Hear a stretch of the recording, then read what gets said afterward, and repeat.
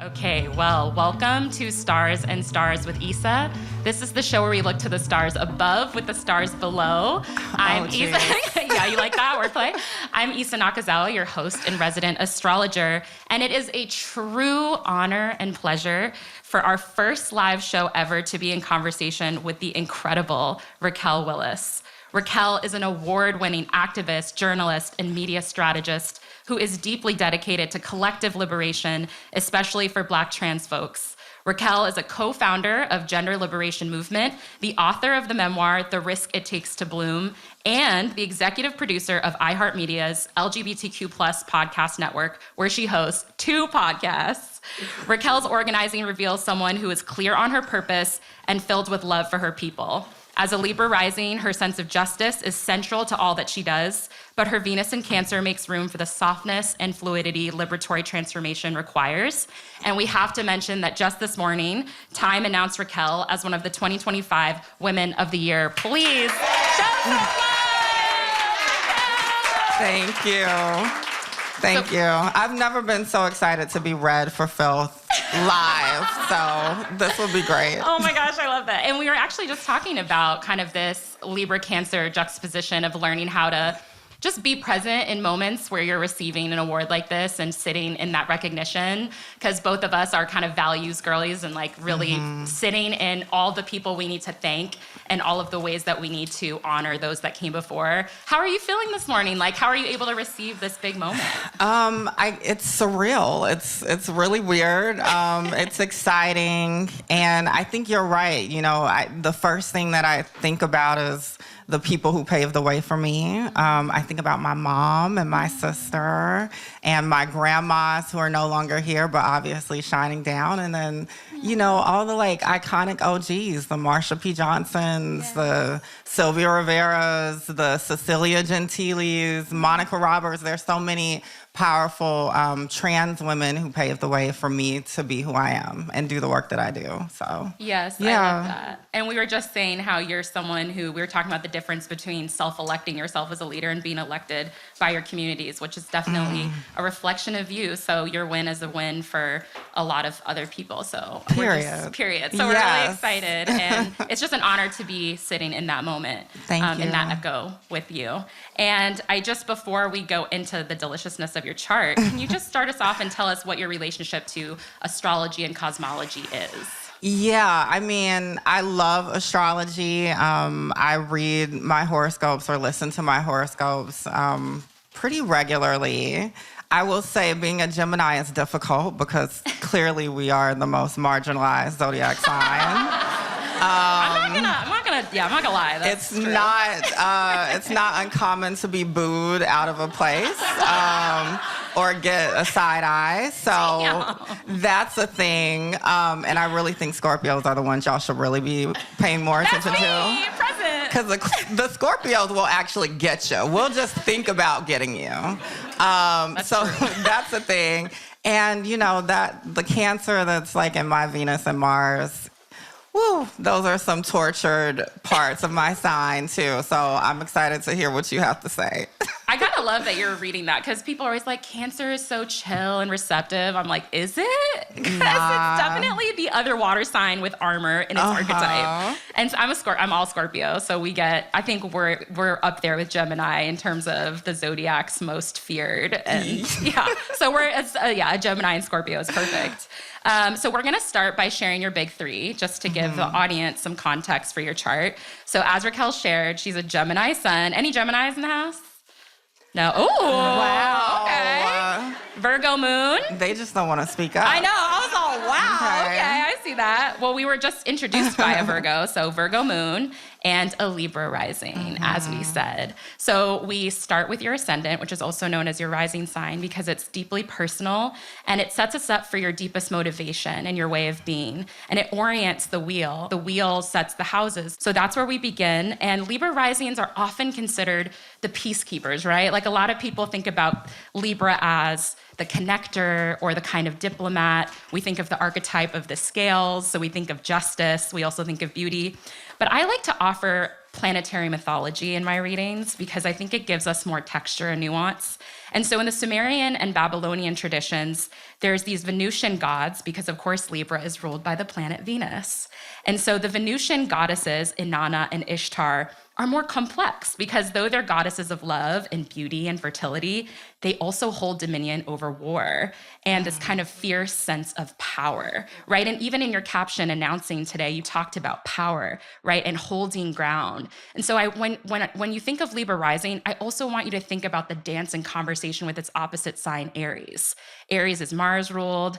So we think of these goddesses that go and venture into the underworld to gain that depth and complexity. And I think you're such an amazing exemplar of this depth and complexity within this like beauty and justice fight, where you're kind of living in this continuum of understanding when we need to hold our ground. So I wonder if we can start there and you can share like an early memory of when you realized or when you kind of encountered this task, this soul task of fighting or speaking truth to power and confronting power at the risk of disturbing the peace. Wow. The first thing that I think about, it's actually a memory that I don't really have, but one that my mom has of me.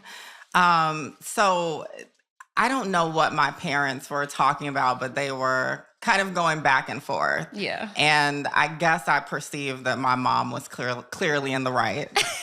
But deeply relatable. Yeah, but she kind of, acquiesced to what he was saying. It's kind of clear that, it was this kind of patriarchal, like what I say goes kind of dynamic in that conversation. And so she said that I was like, well, why do you always just give in to what he says? Like, you're an adult too. And it was just kind of this, I don't know, I say it's my feminist awakening without me really knowing what was happening, but it was very clear there was like some kind of gender dynamic, and I was trying to say, well, why is it this way? Yeah. Why do you feel like you have to cave even when you're right? Yeah. I love starting with that. I thank you for sharing that. I relate. And I think it's really interesting to ground these things in our early memory before language, before the political frameworks. The other thing that I'm really into with Venus ruled people is there's this like very flattened notion of beauty and aesthetics and style and even values. And so if we could just start with beauty, like how do you define beauty and when do you feel most beautiful? Oh, wow. Yeah, I mean, I think beauty is, we often think of it as kind of in the aesthetic, in kind of what you adorn yourself with. And I think some of my earliest thoughts about beauty came from that idea. But I've actually found as I get older, beauty can come from an essence of just like of feeling yourself just as who you are. And so, yes, I got a lash on and a bead on today, but this is not every day for me. And I think as a trans woman, there was a time where I felt like I had to have that beauty armor on to navigate society. And I don't always feel that way, right? Like most days, I'm not wearing a bead, I'm just got my sunscreen on because we are trying to keep it right and tight as much as possible. But I can just be, barefaced. I also think my relationship with hair has been a journey. Ooh, tell me. I guess going back to being a kid, I hated going to the barbershop when my dad would take me because it was like the most masculine space, just thick with, I don't know, Axe body spray or something. I don't know. Ooh. But let's leave that behind. Yes, toxic. But it was just a space I did not want to be in. So I kind of had to strategize at like 9 or 10 years old. How can I not be in that space? And so it was by telling my dad, I want to grow my hair out. And, this was like the early 2000s. That was not, common for a Black person being raised as a boy. And so I kind of appealed to him by being like, oh, I want to be like how you were in the 70s. Remember when everyone had an afro? Oh my gosh. And so he let me do it. Now he would still force me to go every now and then for like a shape up because of course. Right. But I went less often. And so that was my relationship to beauty. But it was funny because this was a time where natural hair was still so stigmatized. So Right. this was before kind of the natural hair movement of the 2010s. But I rocked that natural hair. And, it's so funny now that like it's more of a common thing. And I love being ahead of the curve. You have been. Clap it up for that. And I feel like you just also illustrated so perfect the strategy of charisma with Libra, like knowing how to appeal to which people, right? Like that's the genius of Libra, like knowing exactly what to say to get the thing done. Before moving to your Gemini sun, one last thing about Venus that fascinates me is when you think of Venus, I really want you to think of values. I just don't think that association in astrology is held enough. Like people just think love, beauty, which for sure, but you talk about values a lot. Like it's something that in preparing for today, you're always saying like, yes, representation, but that's not enough. And we need to, you're always redirecting us back to values, which to me is so on the nose for the gift that Libra rising offers. What is like a core value right now that's kind of informing you that maybe feels like more prominent right now? And then if you have one, no pressure, is there like a value you wish was being centered more, especially in movement space? Wow. Well, two of my kind of core life values are authenticity and vulnerability. So I think those things are always important to me. I think right now I've been saying a lot about radical defiance in this time. Some of it is like, people are kind of burned on resistance as a word and messaging. I know. And so I think in this time, I was like, okay, well, what goes beyond that, right? But, we're in the trans community, we're facing bans on healthcare, particularly for young trans people, and they're coming for adults. There's something moving in Utah right now to ban gender-affirming care for all ages. And then, trans youth are facing bans in educational spaces being safe. And so I'm just like, I need y'all to be defiant, right? Yes. Like, I know you're hearing these executive actions and orders, but like, they're not lawfully bound. And I need you to figure out ways to show up for people, regardless of what is being said writ large. I think it's also like figure out how to have fun along the way. Like if the world is going to shit, like I'm not going to be completely depressed and demoralized. Like I'm going to have some fun along the way. So I want to move into your Gemini and Virgo. Here we go. Well, the first thing that pops out is both Gemini and Virgo are Mercury-ruled signs. So we have this trickster planet that's all about the mind, processing, weaving ideas, and both of your luminaries are storytellers, which makes sense. And so I want to start with that. Like, when did you first kind of know or have this moment of understanding the power of language to build worlds or to move and shift things? Like, when did you feel that call to be a storyteller? Well, I think as a kid, I knew something was up. I didn't have the words for queerness or transness, but I knew I was different, and the world was telling me I was different. Like I was bullied for being feminine, being called gay, all those things. And I just hated that people were telling my story for me. Yes. And I think that kind of started to like pick at me quite a bit. And so I knew eventually I was going to have to tell my story on my own terms. That came around 14. I came out as gay, and it was like the best thing I could have ever done. Yeah. Like it wasn't, my parents weren't completely on board. Okay. You can read the memoir for those details. But I love that. At school, the bullies couldn't tell me shit. So it was kind of like taking my story and being like, actually, I am, and now what? Yeah. And so I think that served as like the building blocks for me. But also kind of leading up to that time, my journal was really the only place that I could say the things I couldn't say out loud. Yes. And so I think the writing piece, the storytelling piece kind of came together from kind of feeling silenced in my everyday life up until that point. And then did it feel like an ability to kind of move from the journal out into the world, or was that also a process? I became a yearbook nerd. Oh, and so I was that's like, so literal for Gemini. yeah. So I was like yearbook editor, and I just loved, telling the story of like the year for like our school and working, with like the other students. And so there was kind of that collective piece of it too. And then I was trying to figure out, okay, well, this is coded as journalism in like my course. So I took it literally, and I was like, well, maybe I need to study journalism. And so that kind of paved the way for that then too. Yeah. And that was maybe also like, I feel like there's so many shifts in our life too, where we start telling our own story and then we start stewarding other people's stories. Yeah. Right. So that's like the journalism piece too, is that being able to tell other people, like shine a light on other people's stories, which I feel like you do so well too. Thank you. Yeah. And when I think of Gemini versus Virgo, I think one of the things that comes to mind is this both andness, like this two-ness.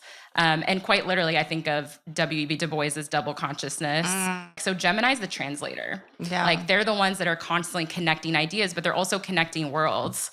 And they're seeing themselves in the world through multiple frames. I think your Mercury stands out to me where you're like, yes and no. Like this is more specifically what I'm saying. Like, can you talk to me about like how that shows up and expresses itself when you're between so many different worlds? Yeah, I mean, yes, I think definitely thinking about double consciousness. I mean, being Black in America you definitely have to kind of have your prism and then also figure out how to articulate what you need to say to pretty much a white supremacist society, right? Like that is very real. But I think I'm also someone who's experienced also being trans in a cis world, right? Also being queer in a very straight world. And then also, being someone from the South in a world that's very centered on the city, right? Or New York, for instance, or these kind of progressive pearl areas, right? Which is also a lie because those places all have the same systems of oppression that are in the South. So, I think all of those different components have given me what I've been calling a prismatic lens. Yes. To kind of see these different things happening at the same time. I think more concretely, in kind of a recent way, doing the work with Gender Liberation Movement, I'm trying to get us to move from this frame of trans visibility because I don't think that being visible has necessarily moved people to think about how gender impacts their lives, right? Like, it's not actually just about trans people being our freest selves in society. It's also about cis people figuring out how they need to be free because y'all in a cage, honey. If you didn't know, you're in a cage. Yeah. All the, like, norms Deeply know. expectations. Triggering. Yeah. I think that's what I'm interested in us trying to figure out together. Yeah. And I think that that's really the only way that we get to collective liberation. Another thing about your chart on that topic is your moon is in Virgo, which again is like a sign that gives language to things, but it's in the house of the 12th house, which is the house of like the nonverbal house of the subconscious. And it's the kind of the hidden behind the scenes house. And I thought how poetic for someone who, sure, you understand, of course, the importance of visibility, but also the limits and the dangers of having a target on your back and like becoming more and more integrated into the burning house or into the system that the architecture that's oppressing us. So I know you just spoke to a little bit, but like, I still think we're really in a moment where people think visibility is where we stop. Like, how can you speak to that? Or how is that from your lens of like, what are some of those limitations of that? Well, I think people get intoxicated with visibility, because we're all visible in some way, especially in kind of this like social media era, right? Where people have platforms, they have people who follow them, all of that. And I think people get validation and maybe are getting the validation that they've always been seeking because everyone's been unseen in some kind of way. Yeah. But I think we have to understand that it's just dangerous to kind of rely on the external for validation, right? Like you have to figure out how to fill up your own stores internally, right? So like if I have someone who's like, or a president who's like, you're not real, you're not valid. Yeah. You're not who you say you are. You're really this.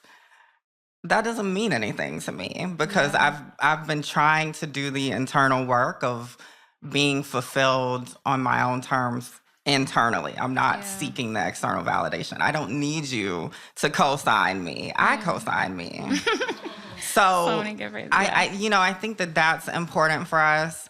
I also think that, back to the values piece. I was thinking. It doesn't matter if you are a person of color or if you're queer or trans, if you're still bowing to the status quo. Yeah. Like, that's dangerous. What does Caitlyn Jenner mean to me? I don't care that she's trans.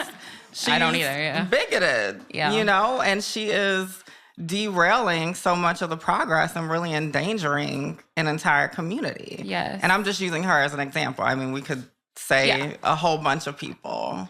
Let's say their name. I'm just kidding. Let's get messy. No, I'm just kidding. Yeah. But I think the identity piece is not enough. It's not. I think we also saw that in the last presidential election here in the U.S. Yes. It's not enough. Yes.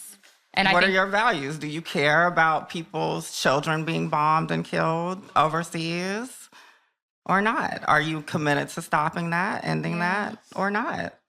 Yes, and I think that, yes, thank you. And I think that that is the trap of it, is like, if we just stop at identity, then we can end up platforming people whose politics are actually counter to the movements that we're trying to create. But because they have a certain identity, they get the gigs and they get the voice. And that ties back into the power of storytelling, where it's like, we're in this industry where it's like, we're all about storytelling, but like, are those stories reflecting the full reality of the people that are often extracted? They're like, their lives are extracted for wisdom, which I do think is specific to like Black trans folks. Like, there is a lot of extracting of like, what should we do? What are the solutions? Being the vessel. Like, do you ever, like, do you have a boundary practice around that? Yeah. And, I was saying the vessel because I do think, it's funny, in a lot of ways, trans people become, to the people who are against us, a vessel for like their fears and their anxieties, their insecurities.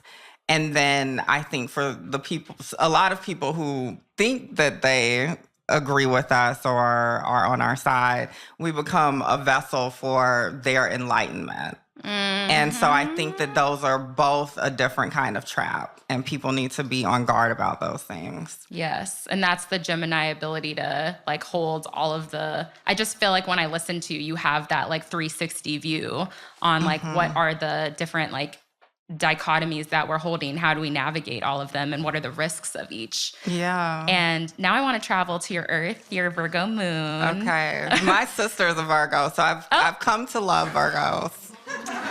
Yes, I've come to love is I will say, like, the one thing that got me, because I was a skeptic, that's how I got into astrology, very Scorpio. I fell into it through being like, I'm questioning this. But one of the things that made me deepen my interest in it was I charted all of my siblings and my parents and my grandparents, and it was like binary code. Like, it was just different permutations of shared energies. And so, yeah, the sibling, our host was talking about the son, father, like that kind of permutation of how we show up in these different strands. Yeah. And I was like, okay, I believe now. That's cool. But your moon, does tell a story of the like maternal lineages that your chart holds, and you shouted them out at the very top. I wonder if we don't have to talk about your mother, or your grandmother, someone chosen or bio that like, yeah, what are those lessons and those qualities that you carry in the shape of the many mothers that... Wow. I guess maybe actually going back to that story with my mom. Yes. Because I didn't say what her response was. Her response was, you have to pick your battles. Oh. And, obviously being like a kid, like that's like, no, I want to take it all on. Like what? But I definitely think now, I definitely hold that close. And especially in a time of so much chaos and so many threats coming our way, we literally can't respond to everything. Yes. Right? So we have to be strategic. And we also have to figure out how to preserve our energies for some of the other fights ahead. So I really do hold that lesson from my mom. I think a sense of grace is something that I really appreciate from my mom. I didn't always think that unconditional love was a thing. Oh, like even growing up. Yeah. And I really do think that she embodies that. Like, I think she is, even in the times where she didn't quite understand who I was, she was willing to be wrong or willing to evolve. And yeah, I think I really associate that with that kind of lineage, that matriarchal, matrilineal lineage. Although I don't mind a good matriarch, but yes, I love that, and I do relate to as a kid not really understanding pick my battles and viewing that as like, yeah, your first feminist awakening where you're like, I'm here to tell you, mom, that like you need to be defiant at all times, and she's like, I'm tired. You haven't lived yet. Bless their hearts for their patience. Yes. I know I was a hypey ass kid, so I'm like, I relate to that. And this is the first Earth in your chart. So you kind of just brought it up, but like where and how do you ground? Because I feel like you have a lot of water and a lot of air, and this is the bridge. This is where we get into the body and find that steadiness. Yeah, well, my dad was a Taurus. Shout out. Yeah. Taurus rising. Yes. My mom is a Pisces, just so y'all know. Oh, Pisces in the house. Yeah. So, but yeah, I think it's funny. I think those moments when I need to be grounded, I hear my dad for sure. Because he passed when I was 19. So I really hold, I think, his lessons around steadfastness and knowing who you are, having a conviction, knowing where you're going ultimately.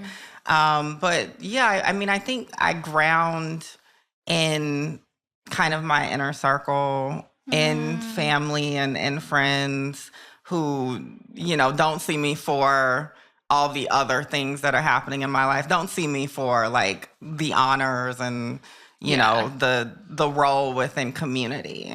Like that's actually what's grounding for me. Yes. I love that. I feel like that's so necessary. Like, and just in your chart, I kept being like, I wonder where, knowing that you do have it in abundance, but like, where does Raquel allow herself to be undone and just kind of that messiness? Because when I think of Virgo moon, I do think of, because the moon is our emotional body, and when Virgo's there is that kind of perfectionism or that discernment that can turn towards critique. Hypercritical. And we just had our last guest on our show was Adrienne Marie Brown. Who's Virgo. Yeah. And a Scorpio moon. And just came out with a book called Loving Corrections, which to me is amazing as like kind of a euphemism for all Virgos. I'm like, a loving correction. Because every Virgo in my life is like, I'm like, stop telling me how it is. Right. Like, let me live in the lie. You know what I mean? They're like, Isa. I'm like, I get it. So I'm just kind of curious about loving corrections for you. Like, is there a loving correction? It makes me laugh every time. I love that phrase. Is there a loving correction that you were given that had like a major impact on you at some point in your life? It could be recent or earlier. Yeah, I mean, it kind of, again, mirrors that first story I was telling, but I think when I was first coming out to family as trans, obviously they had a lot of questions because this was like, the early 2010s. So like we were before the visibility era, before kind of, icons like Laverne Cox, Janet Mock were doing their big ones. So there were a lot of questions, and I think I'm the type of person that tries to prepare for the questions. Yeah. And I think I feel insulted when people assume that I haven't done deep consideration. And so I didn't have a lot of patience. I was like, this is it. Like, I love that. The transition is starting. It already started, so get on board. I love that. And I think with my sister, the Virgo, and her loving corrections, and this kind of comes from like our Southern Christianity. I actually was raised Catholic, but she was like, you're going to have the patience of Job. And I was just, that was the last thing I wanted to hear at that point. She's an icon. She is. But it was a loving correction. And I think even though I was kind of in a very tender space. Of course. Now I can look back and I'm like, you know what, girl? You were right. And also thank you for the patience you gave me. Patience of Joe. So, yeah. That's so beautiful. That's like a Virgo sun with the Virgo moon. I'm so big on sun moon synastry. Like the sun moon, like they just can help each other be like guides throughout each other's life. That's some wise sister, but also very funny. Yeah. But I have 2 more questions, and I do want to end on the Venus in Cancer because yeah, we have to. And you are Venus ruled. So we look to where Venus is in your chart, and it is in Cancer, which I do love because that's the waters, and Cancer is, even though I was hating, it is. My brother is a Cancer. What? So if you were a skeptic, you better not be. Wow, male Cancers are different. that's the thing.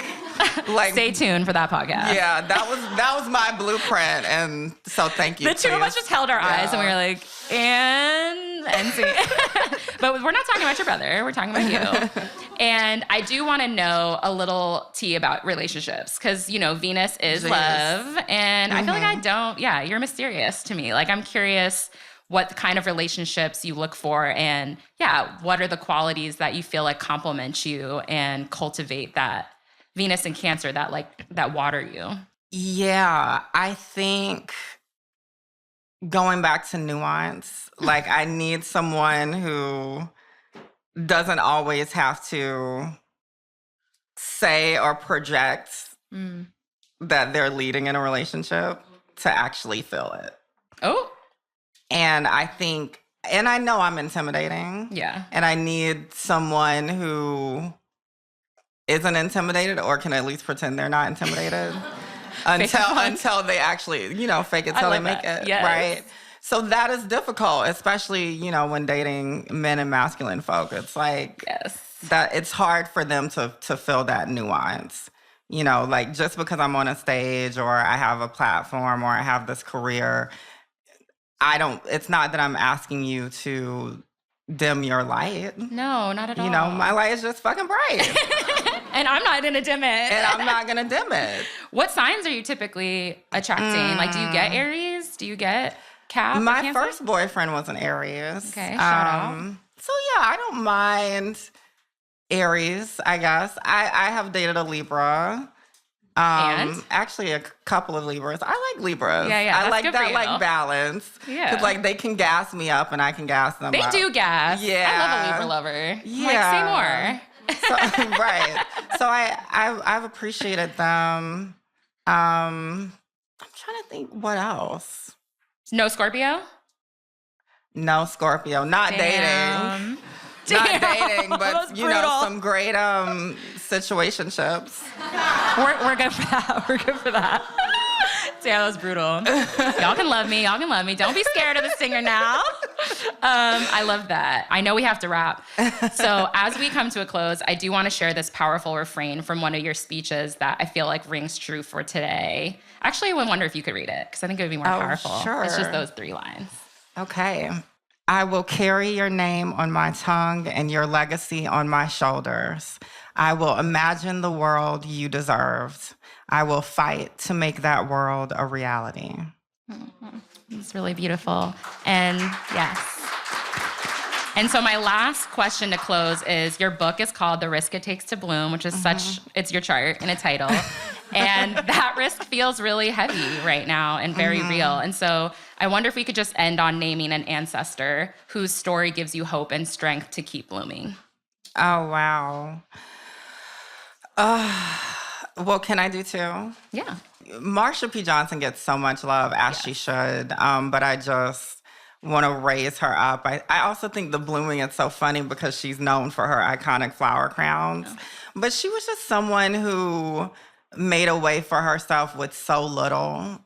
She was really someone who was so discarded by society and even the community that she came to represent. Yeah. And yet those shoulders are so huge that like everyone is feasting off of her brilliance, off of her beauty and knowledge. Yeah. And so it's just I can't say enough the gratitude I have for her. Yes. And then I also want to lift up Cecilia Gentile, who is definitely a local legend here in New York, but powerful trans Latina we lost last year. Yes.